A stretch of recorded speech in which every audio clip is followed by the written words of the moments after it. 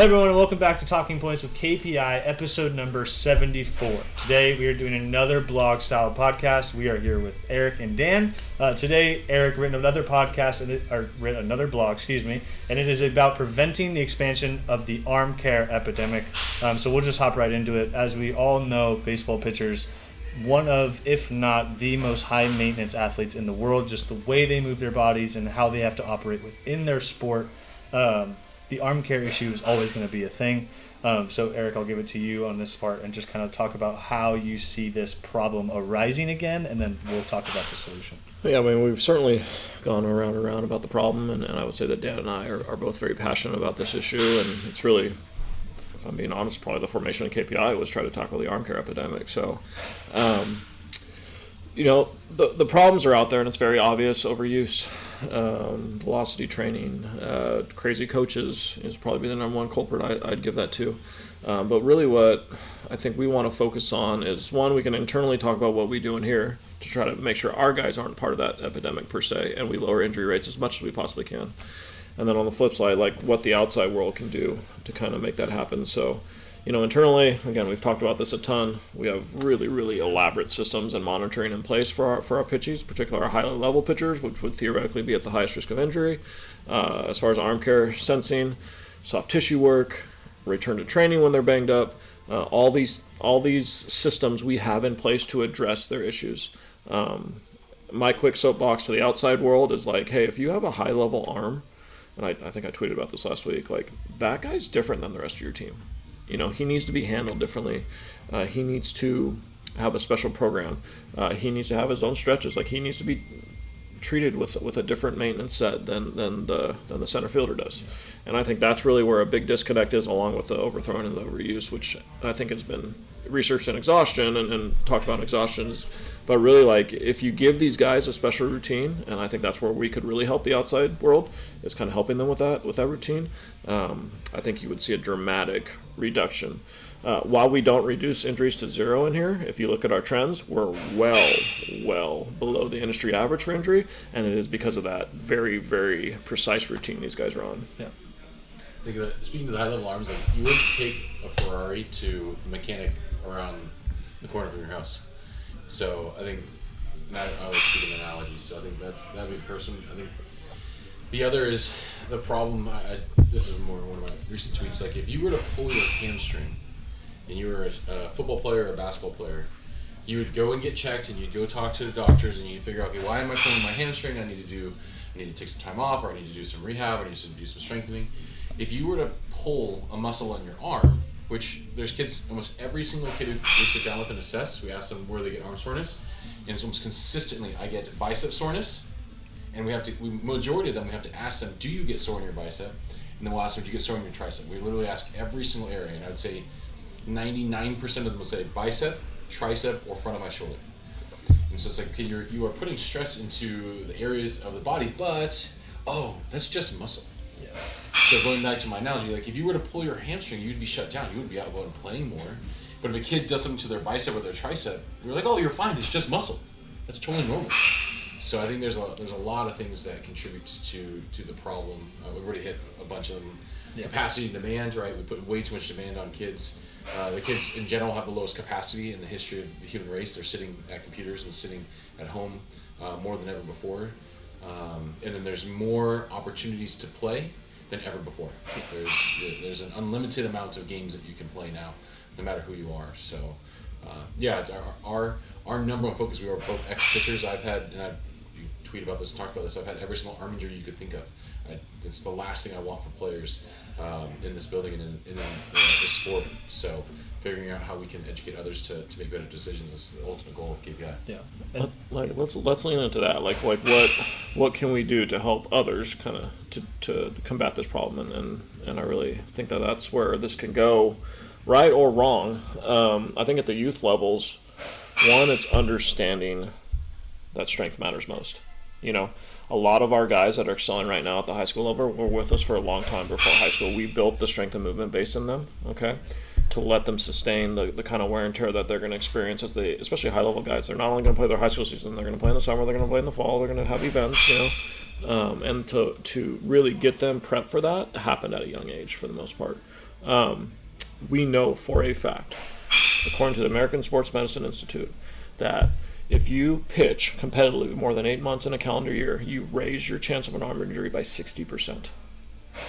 Like, that's stop in your track number right there, okay? So something we all can do as an industry with our youth players is stop having them pitch more than 8 months out of a year, get them, use those extra 4 months, play another sport, get strength training, like do other things at the youth level to make sure that they're not just sitting out there pitching 9 or 10 months a year, because the numbers say you're probably going to get hurt at that point in time. No, very true. Going to the strength piece, I think it's really simple. Like, if you're a youth baseball coach, warm up your kids. Maybe start of the season be a good time to start. Have them do 10 push-ups. See what it looks like. And I guarantee you, the kids that can't do more than 5 push-ups, they're probably gonna have something arise with their arm. And it's the simplest thing in the world. But thinking about, can my kids do push-ups? And then if they can do push-ups, okay, let's see what 10 pull-ups looks like. And the strength matters most is very, very simple. It's just not focused on at the youth levels. No, I think the other like catch-alls is, like, if your kid plays catcher and pitcher, huge issues there. If your kid plays pitcher and shortstop, there's some opportunity for issues there. If your kid, this is another one, just like a no duh. Like, if your kid plays for multiple teams, you play for the little league team and you play for your travel team and you go jump on with your buddy's team because they need an extra arm for the weekend. Like, that's also just a recipe for disaster. So some of these are really straightforward and some of these are not so much. The only last one I would say is really, really common at the high school level, because I did it and it's still happening.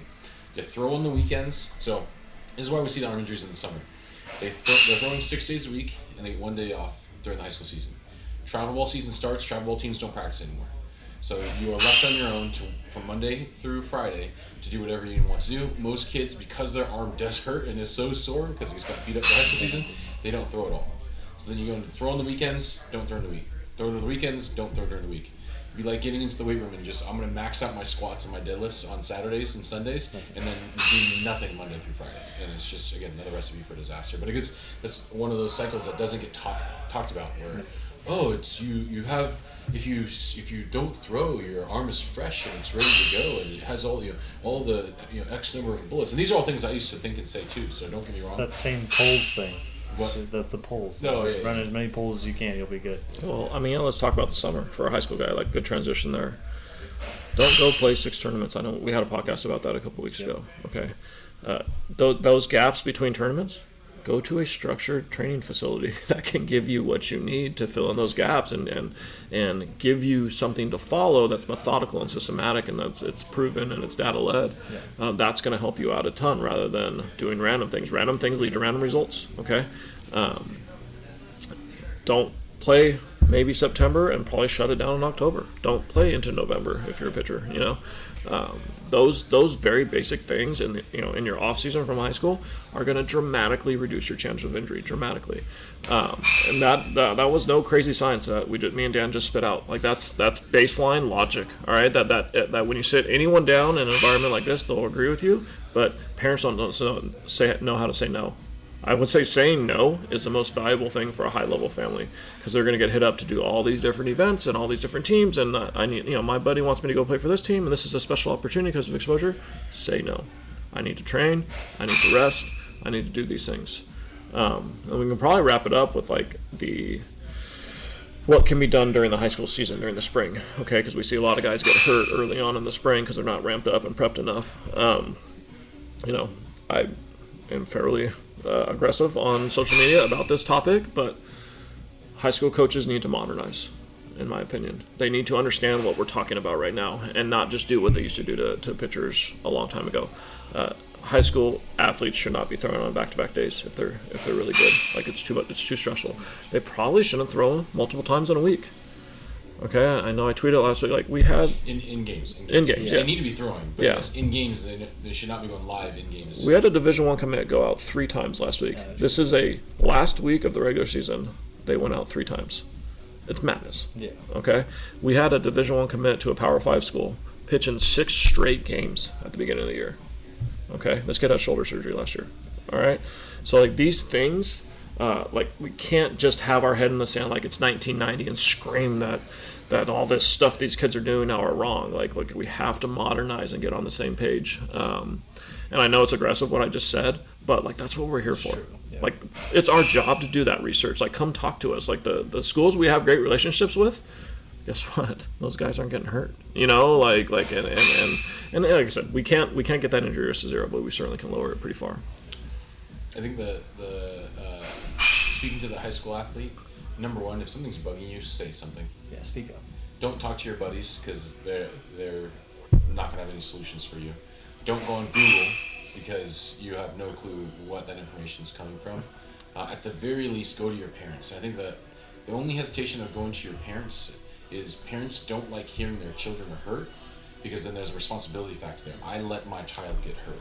So I'm going to, oh, you're fine, or it's just muscle, or maybe let's see how it feels next week, and then they don't ask you for the next 3 weeks.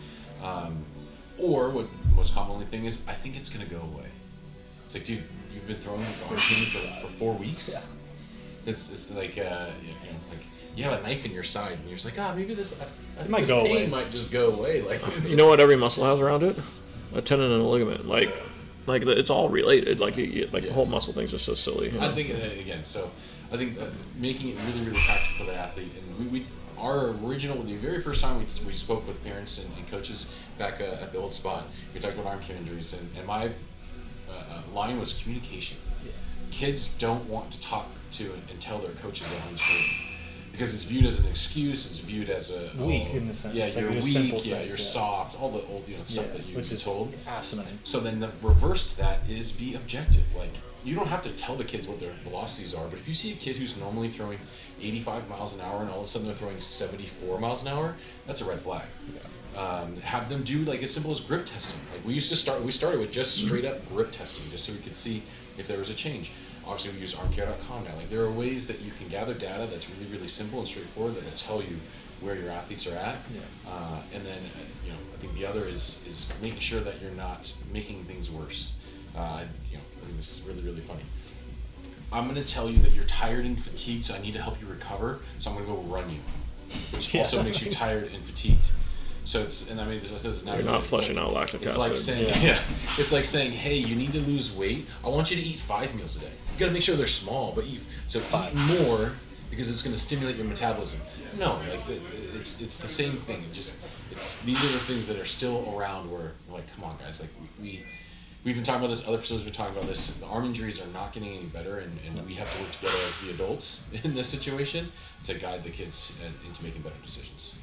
Just kind of final thought. I was thinking about what we were talking about, but the evolution of pitchers, right, is always growing. People are throwing harder and harder every single day. And then I want to bring that point back around to the testament of how your systems have grown. Being that you have coached a broad spectrum of athletes, we are talking about high-level athletes at the moment just because of the case of arm epidemic and how much it happens to those athletes. How have you guys, and it's kind of an open question, but how have you seen your systems change along with the evolution of these pitchers? Well, Dan just mentioned it. Like, we started with grip testing. I've always been, kind of considered like a little bit of a mad scientist with my approach and trying to find the new thing. So when I was a very, very young coach, I took pitchers down to Tom House's place in San Diego because I wanted to learn about this stuff and like figure out like how the body moves and what's optimal. He was big on activation, warm-ups, isometrics. Okay, like that's a step in the right direction. It's not perfect, it's not super individualized, but it's better than sitting there like this, So that was probably the first step. And then Dan came on and was like, hey, like, let's integrate strength. Like, even before that, I was doing Robert Dos Remedios' workouts, which is hit every plane in your workout. We're fairly like have that same concept in our workout, So trying to get the guys strong enough to sustain the stress of pitching, and then the evolution from grip test to where we are now, which is obviously crazy database stuff. But it's all surrounded by the concept that strength matters most. That like these guys have to get stronger. The UCL under repeated testing will burst at 82 miles an hour. So if you throw 82 miles per hour, you were throwing hard enough to burst your UCL. Okay, why doesn't it burst for every guy that throws 82? All the supporting structures are strong and they can withstand some of that stress and take it away from the UCL. You have to get your arms strong, and our systems are built around that concept. That's why we have crossover symmetry. That's why we have Proteus. Like, that's why we have a strength program that has arm care involved in it, because we want them to get as strong as possible so they can withstand the stress of the job. Yeah.